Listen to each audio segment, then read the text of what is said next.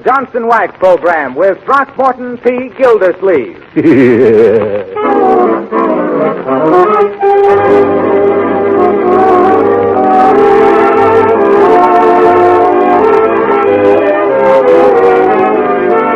makers of Johnson's Carnew and the whole family of Johnson Protective Surface Products present for your enjoyment The Great Gildersleeve, written by Len Levinson. Your new summer radio show brought to you each Tuesday night at this time.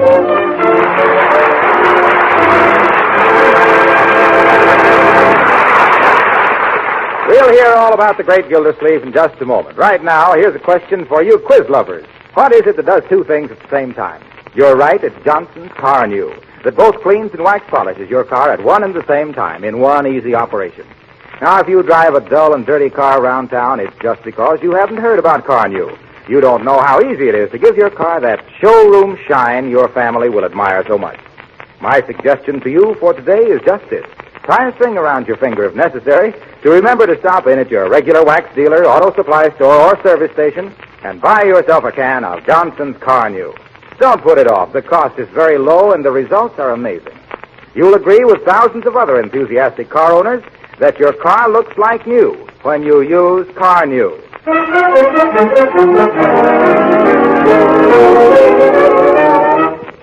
And now for the adventures of the Great Gildersleeve.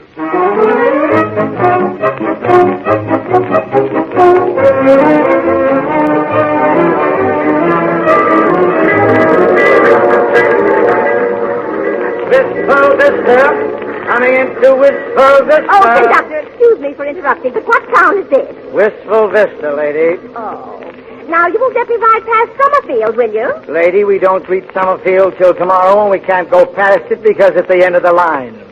Yes, you told me all that before. You say this is Wistful... Oh, Wistful Vista, where Sybil McGee and Molly live? Yes. Oh, my. Do you think I'll be able to see them from the train window? No, lady, the McGees are on their vacation. Oh. But there's Throckmorton P. Gildersleeve, their next-door neighbor out there. Where? That portly gent with the mustache on the platform, the one making a speech to his employees. How do you know they're his employees? Because every time he takes a trip, he gives the help at the factory an hour off to come down to the station and wave goodbye. Well, so that's Mr. Gildersleeve. Well, I never thought... I can't tell you how touched I am to see all the employees of the Gildersleeve Girdle Works down here at the station to bid me goodbye. It's very... by the way, is there anyone left at the plant? Well, no, TP. Well, what if some orders come in? Who's taking the phone calls? Mert. Oh, Mert, eh? Well, as I was saying, while I'm away, I expect every one of you to uphold Gildersleeve Girdles to the best of your ability. And don't forget our motto. If you want the best of corsets, of course it's Gildersleeve. Just remember, put everything you've got into those girdles. Will you do that?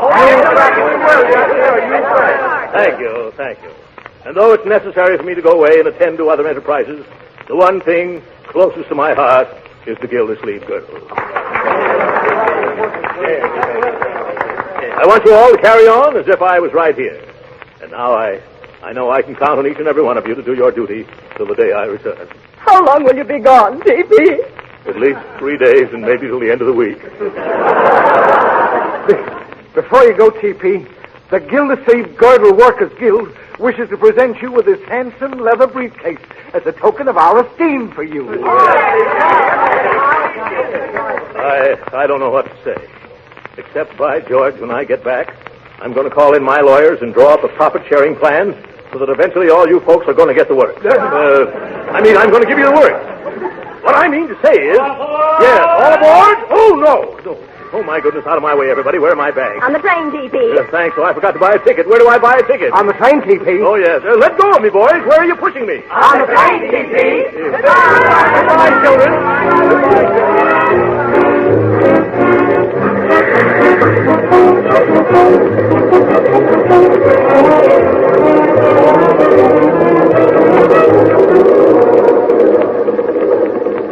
Here's your ticket, Mr. Gildersleeve. Sorry I haven't any berths left. Couldn't you squeeze me in somewhere? I'll try, though it'll probably be a tight squeeze.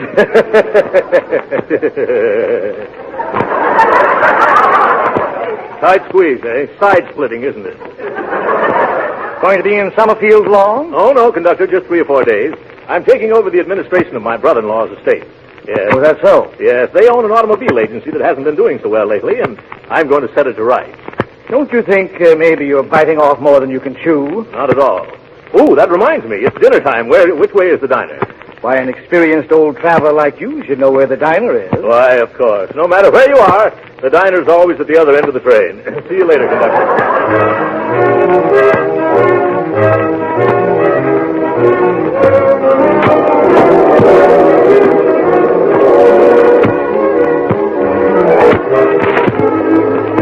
Pretty crowded in here.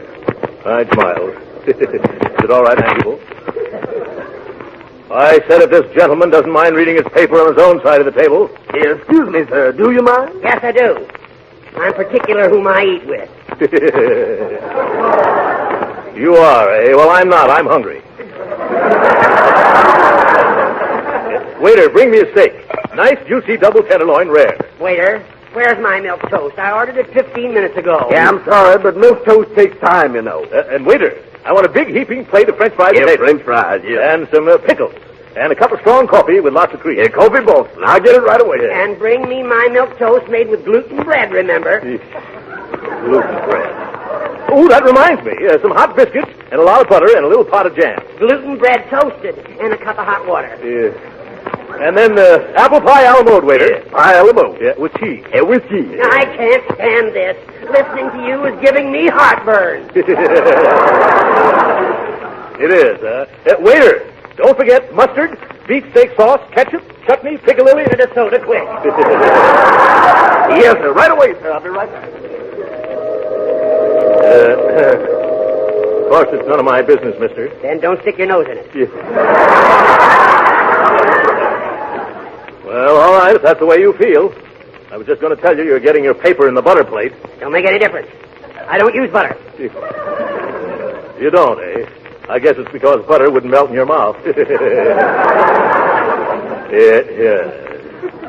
But what I was going to say was... Never mind. Okay, I won't say it then. But that butter from your paper's all over your sleeve now. I don't care. What? Oh, of all the messes.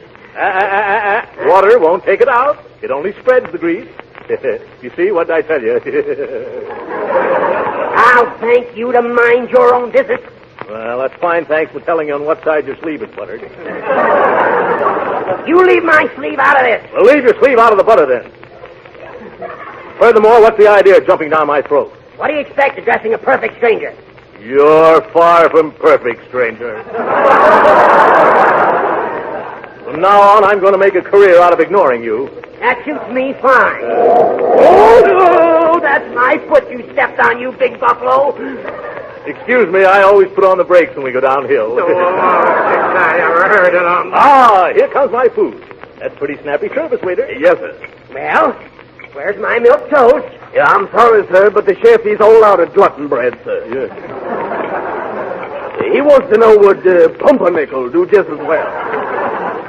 No, pumpernickel wouldn't do just as well. What's the idea of keeping me waiting all this time while you serve this lump of lard the minute he sits down? Oh, no, look here, mister.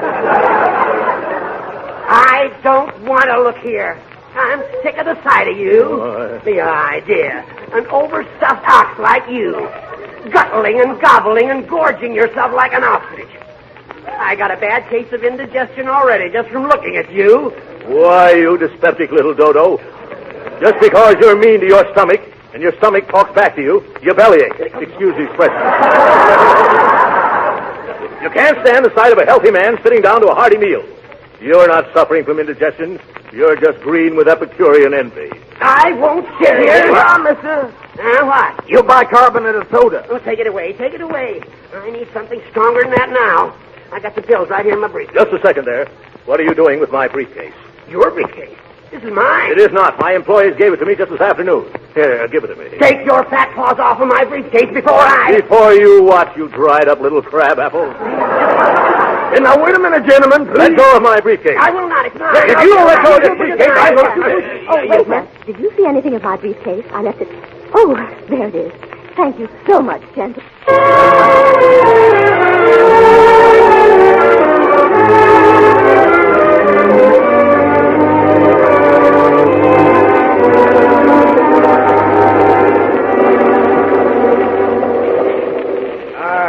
Mr. Gildersleeve. I've located a berth for you at last. Oh, that's fine. I was getting tired of sitting around here in my pajamas. Where is it? It's upper 9 in the next car. Upper 9? Mm-hmm. Oh, my goodness. The last time I was in an upper berth was, let me see, 50 pounds ago. Well, that's the only thing I've got, Mr. Gildersleeve. The porter's making it up for you now. All right, conductor, I'll have to make the best of it. Good night, and thanks. I do hope that porter gives me a wide berth.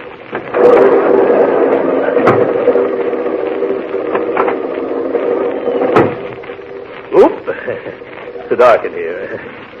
Porter! Porter! Quiet! Oh, excuse me. Oh, Porter, Yes, sir. have you got upper 9 ready? Yes, sir. But I didn't anticipate no gentlemen of such ample proportions. Yes, well, I guess I better take a ladder. Yes, better take 2. They're small. Yes. All right, come on. Here we are right up there. Hey, that looks kind of high. You hold these ladders steady, Porter. Remember, if they tip, I won't. Yes, sir. Yes, sir. Now be careful, mister. Yeah. Train's coming to a sharp curve pretty soon. When? Then, hold on, mister. The ladder's sliding. I can't hold on. I'm coming down. Look out below. Oh! What hit me? Oh, my back. Here, mister, let me help you up. I don't want to get up. I want to sleep. Not you, mister. The man in the upper. He's now in the lower. I'm all right. I think I can make it now. Get off of my poor stomach. What? Who is it? Oh, it's you. What are you doing sneaking into my berth? I'm not sneaking in.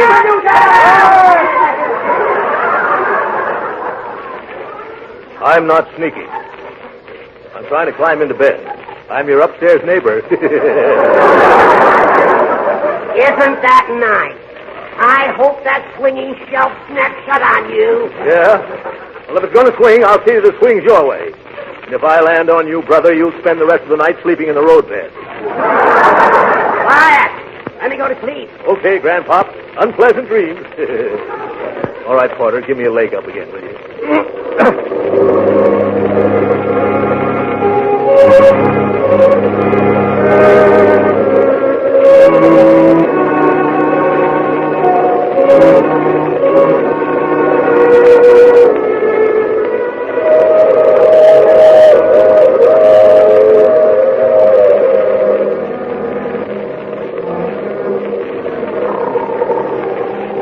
32,473.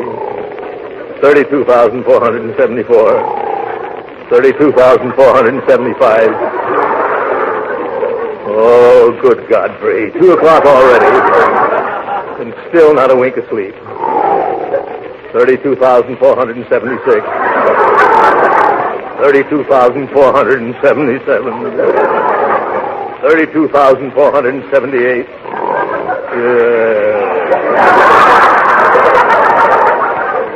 What's the use? There was only some way of stopping that buzzsaw down there.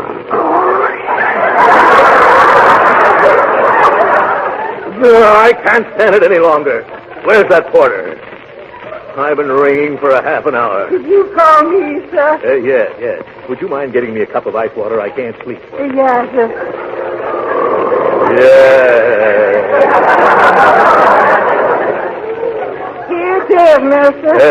Thanks for the ice water. You needn't wait. Good night. Oh, good night, sir. Yeah.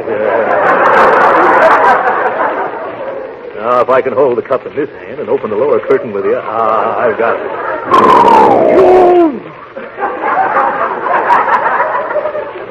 Steady now, Gildersleeve. Ready. Aim. Oh, what was that? Porter! Yeah, what is it, sir? Shut this window. It's raining right in on my face. Quiet! Can a man get any rest around here?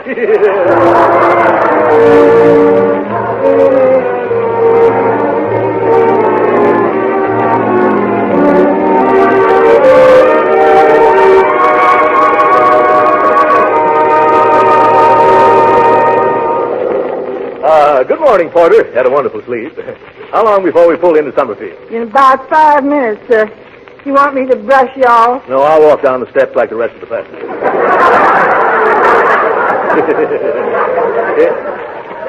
By the way, Porter, you've given me such good service. Here's an order for a Gildersleeve girdle for your wife. Oh, thank you, sir. I happen to be a spinster at the moment. Yes.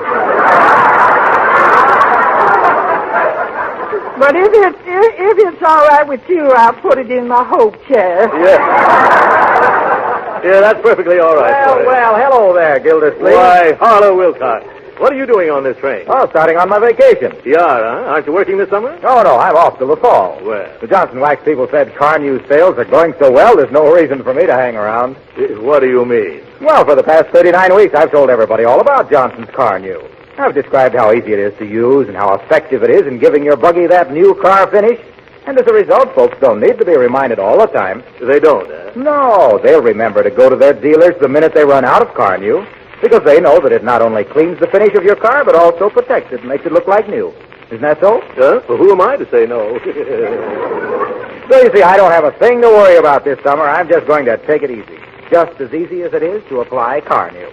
By the way, where are you going, Throckmorton? Well, I'm going to visit my niece and nephew in Summerfield, Harlow. I haven't seen them for 4 or 5 years. They've been away at school. Well, they must be pretty big now. Oh, yes. Evelyn's about 19 or 20, and Leroy is 12, I think.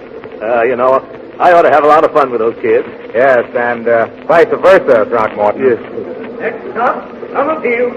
Summerfield. Hey, lady, wake up. Wake up. This is Summerfield.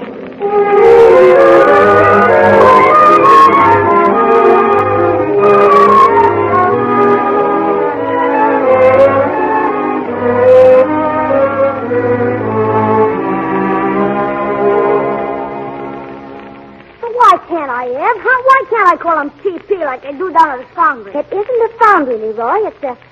Oh, never mind. It's nothing that concerns little boys. I'm sure that Uncle Throckmorton will prefer to have you call him Uncle Throckmorton. So, how about we making it Uncle Throcky? Huh? How about that? I don't think that will be very respectful, Leroy. Then Uncle Gildy? That's even worse. What's the matter with Throckmorton? Oh, shucks. You can't go around calling a big, tough guy who runs a steel foundry Throckmorton. Why, it's positively derogatory. It's derogatory. Is that true? Leroy, who told you Uncle Throckmorton was in the steel business? Yeah, you thought you were so smart, always trying to hide Uncle's business from me. What's wrong with having a steel mill? A steel mill? Sure, I know all about it. I once got hold of one of his letterheads. The Gildersleeve Girder Company. Yeah, so there. Yes, Gildersleeve Girder Company. See, he should be here by now, shouldn't he, Ev? Oh, now don't you worry, Leroy. Just as soon as this train arrives, Mr. Wills will bring him here for breakfast. Yeah, I wanted to go down to the station, too. I know, but Ted has to discuss all the legal details with Uncle Throckmorton before we go to court. Say, you're getting pretty darn stuck on that Ted guy, aren't you? Why, Leroy Forrester, I am not. Ted Wills is merely our lawyer. He is not. Williamson, Williams, Willies, and Wills are our lawyers, and Ted's nothing but the tail end. Well, he's young yet. You just give him time. Ah, there you go.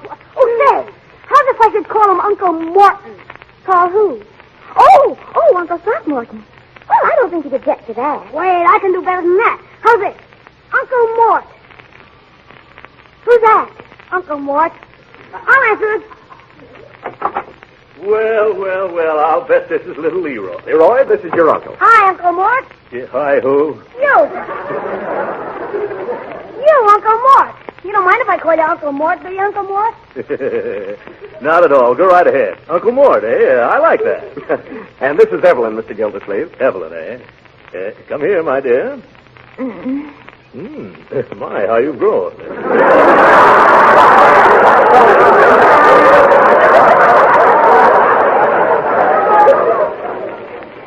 Hello, Uncle Throckmorton. Yeah. Here, let me take your hat and coat.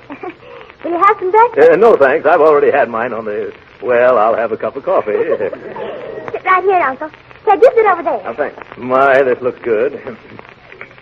Well, did you make this coffee yourself, Evelyn? Yes, I did. Hey, Uncle, will you take me back to Wistful Vista with you and let me work in your factory? What? Well, I didn't think you'd be interested in that sort of thing. But, Leroy... Here I am, Uncle Mort. That must be somewhere else.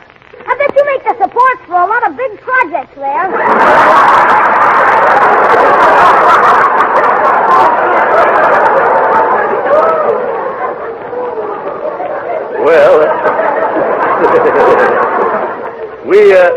We don't turn out anything much in the way of supporters. We sort of confine ourselves to foundations. Yeah, I'd like to go along sometime when you install some of those foundations. I don't handle this. What do you think I am? Please excuse Leroy, Uncle Mort. You see, he's been like that ever since he found out you owned the Gildersleeve Girder Company. What? The Gildersleeve? Oh, yeah. Yes, I see it all. It's a bright boy. Yeah. Gee, you don't know how swell it is for me to meet a real He-Man and a real He-Man business. Yes, it is? Sure. All I hear around this house is dresses and hats and hairdos and women's stuff. Oh. But it's going to be different with you around. Is it? Well, isn't it? Oh, yes, of course.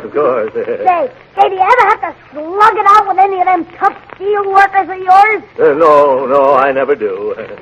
You don't, huh? Oh, well, of course. There have been times when I've had to put more snap into their work. Yeah, and once I was so angry, Leroy, that I picked up a badly made foundation and bounced it right off the foreman's head. You did? Yeah. Oh, boy, wait till I tell the kids at school about that. Now, Leroy, you let your uncle eat his breakfast. Have some toast, Uncle Mort? No, thanks. Speaking of toast reminds me of gluten toast. Yeah. And boy, does that remind me. That reminds me of an amusing incident on the train last night. You'll enjoy this, Leroy. When I went into the diner, the only unoccupied chair was at a table with a sour little crab who had his newspaper spread out. Heard that little rat yell when the ice water hit him in the face. Well, if you've finished now, Mr. Gildersleeve, it's time to leave for court. Yes, I'm through, Ted. It was a fine breakfast, Evelyn. You're going to make some lucky man a wonderful cook. Hey, Ted. Oh, Uncle Mort. Hey, come on, kid. Let's trot over to the courthouse. This won't take long. Once the judge sees who he's dealing with, I'll be appointed administrator faster than you can say habeas corpus.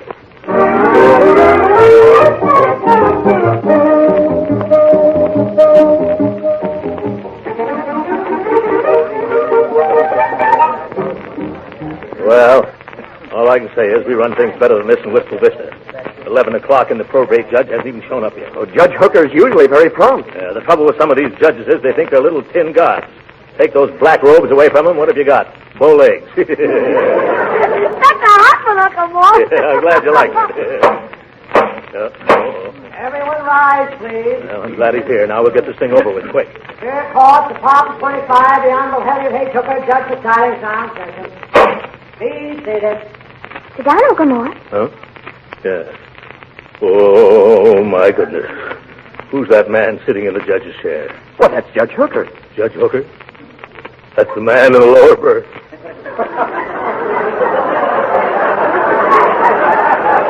Alias? That's him, all right. Petition of Throckmorton P. Gildersleeve for appointment as administrator of the state of Ray Park, sir. Well, that's us. Come on, Mr. Gildersleeve. I'm not feeling very well, Ted. Couldn't we postpone this over to another judge? Oh, come on, Uncle Mort. Remember what you said. This guy'll be a pushover. Pushover, yeah. Now, come on. Step up. Don't dawdle. I haven't got all day. Make a snappy, folks. The judge is pretty short-tempered this morning. He didn't get any sleep last night. Oh, good Godfrey. Your Honor, with your permission, I'll put Mr. Gildersleeve on the stand and examine his qualifications for this position. Go ahead, Mr. Wills. Swear in the witness there. You solemnly swear to tell the truth, the whole truth, nothing but the truth, help you? I do. Well, do you or don't you? Speak up. I do. That voice is very familiar. Oh. Turn around, Mr. Oh, so it's you. Yes. Yes. Hello, Judge. How are you this morning? I'm loud. Witness will confine himself to the matter at hand. Mr. Wills? Yes, Your Honor. I'll examine this man's qualifications if you don't mind. Why don't, Your Honor? But I do. Silence. Yes, sir. You're here to answer questions.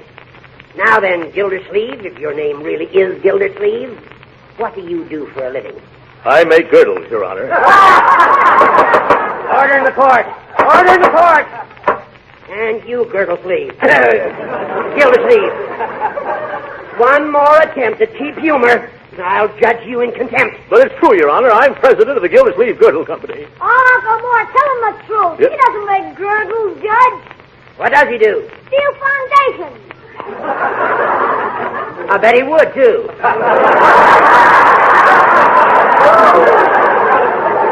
Now, no more interruptions, my boy. Remember, this is a courtroom. You realize who I am, of course. Sure, you're a bow-legged little tin guy. What? Now, Leroy. But you just said so yourself, Uncle Mort. Oh, you did. Just a little joke, Your Honor. You know how I kid. No offense, I hope. It is an offense. Contempt of court. Just one more disrespectful remark, Mr. Gilder, whatever your name is, and I'll... Oh, don't do that, Judge. Uncle Mort will keep his opinions about you to himself. Won't you, Uncle Mort? Yes, I know better now. I'll be careful, Your Honor. See as you do. I hope that by now you realize the gravity of the situation, Mr. Gildersleeve, I certainly do, Your Honor. I'm going to ask you a simple, straightforward question. And I want a simple, straightforward answer. Go right ahead, Judge. All right, Mr. Gildersleeve.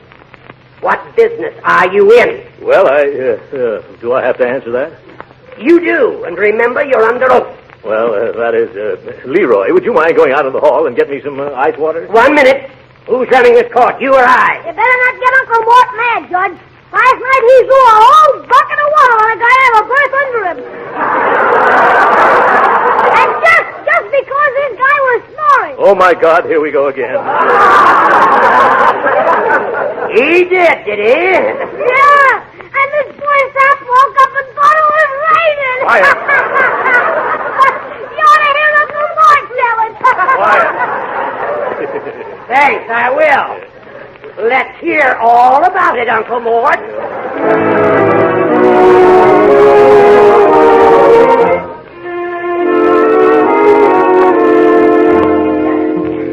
But, Judge Hooker, it's after 5 o'clock. Yeah. This poor man's been on the witness stand all day. All right. One more question, and I'll hand down my decision. Mr. Gildersleeve, what makes you think you have executive ability? Well, I have a large staff of my own, and through years of experience, I know the proper relationship between employer and employee. You bet, Your Honor. And if they don't do what Uncle Mort says, he just bucks them over the stove with a steel girder. Now, wait a minute, Leroy. But, Uncle Mort, I'm just repeating everything you say. Yes, and everything I've said is being used against me. I can't go on. Your Honor, Yes, Mr. Wills? our firm has checked and double-checked Mr. Gildersleeve's references. We're satisfied as to his qualifications. We therefore petition you to name him as the new administrator of the Forrester estate. Uh-huh. Mr. Wills, I have great respect for you and your associates. That is probably the only reason why I'm going to grant your petition. Hooray! However, in order to protect these children from their own misguided enthusiasm, I am going to require this Gildersleeve to report to me every single week. But, Your Honor... He must get an okay for every cent he spends. But, Judge... And I will require him to post a bond of $50,000 in cash. Now, see here, Hooker. I won't stand for this. I'll resign. Quiet. Gildersleeve, I never sent for you. You came here begging for this job. Now, just because I insist on it being administered with scrupulous honesty, you tried to back out of it. But it won't work. To quote from Probate versus Union Buggy Corporation, Civil Code of Nebraska, you've made your bed and you can't lie out of it. But my business in Wistful Vista demands... You mean your girdle business? Heh. You will remain here and make this estate pay or go to jail for contempt. But I... Court's adjourned. I'll kill that old goat. Ted, we've got to do something about this. Do you realize that a $50,000 bond would not only take every cent of my ready cash, but also means the mortgage on my Gordon works? Gee, I'm sorry about how the whole... I'm sorry about how the whole thing went, Mr. Gildersleeve. He's got me awfully nervous. Maybe if we went into the judge's chambers, we could persuade him to lower the bond, Uncle Mort. Sure, just let me talk to him. Young man, you've talked enough for one day. How about it, Ted? Well, it won't hurt to try. Come on. Yes. Come in. Excuse me, Judge Hooker. You remember me, don't you? I thought perhaps maybe we could possibly get that little cash bond reduced. I don't see why I should waste any Well, more I've time. been thinking, Your Honor, if you spoke to somebody who'd known me for a long time, they might convince you that I'm not such a bad fella. Oh, that would be fine, Uncle Mort. Who could the judge talk to? Well, the president of the Wistful Vista Chamber of Commerce, Evelyn. He's my next-door neighbor, too. A fellow named Fibber McGee. We can call him long distance.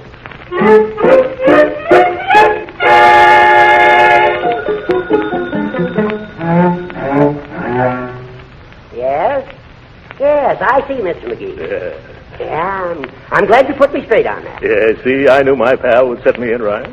That's a very good point. I wouldn't have missed this chat for the world. Leroy, I want you to meet McGee one of these days. There's one of nature's noblemen. Oh, yes. This conversation will influence my decision a lot, Mr. McGee. Thank goodness. I guess you've made my mind up for me, Skipper. Ooh. Hold the phone a second. I'll tell him. Gildersleeve. Yes, Judge? Gildersleeve, I've decided to rescind that $50,000 bond. I knew that would happen if you spoke to my little chum. Yes. After talking to McGee, I'm going to make that bond $100,000. What? Give me that telephone. Hello? Hello? You're a hard man, McGee.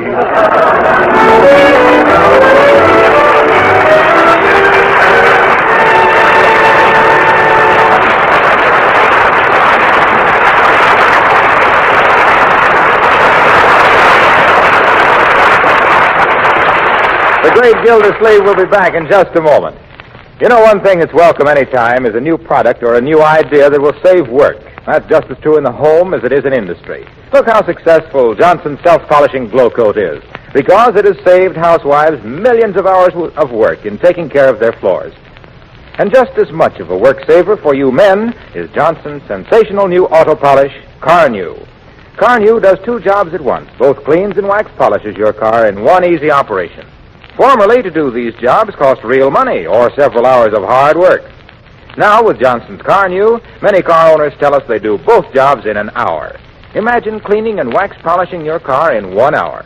Oh, if your car is very dirty, it may take you a little more, but you'll still say Car New is a miracle worker. As a matter of fact, thousands of the country's leading service stations are now using Car New for polishing customers' cars. There's only one way to find out how easy Car New is to use, what a beautiful showroom shine it gives your car. Try it yourself. Get a can tomorrow from your regular wax dealer, auto supply store, or service station. Remember, your car looks like new when you use Car New.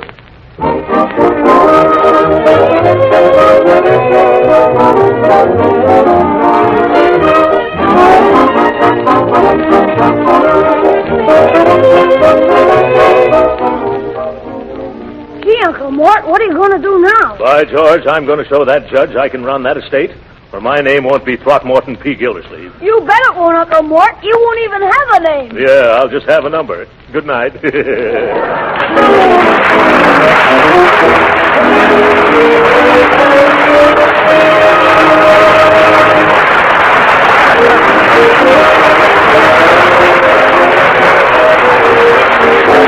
This is Harlow Wilcox, speaking for the makers of Johnson's Wax Finishes for the home and for industry, inviting you to be with us next Tuesday night to hear the further adventures of the Great Gildersleeve. Good night.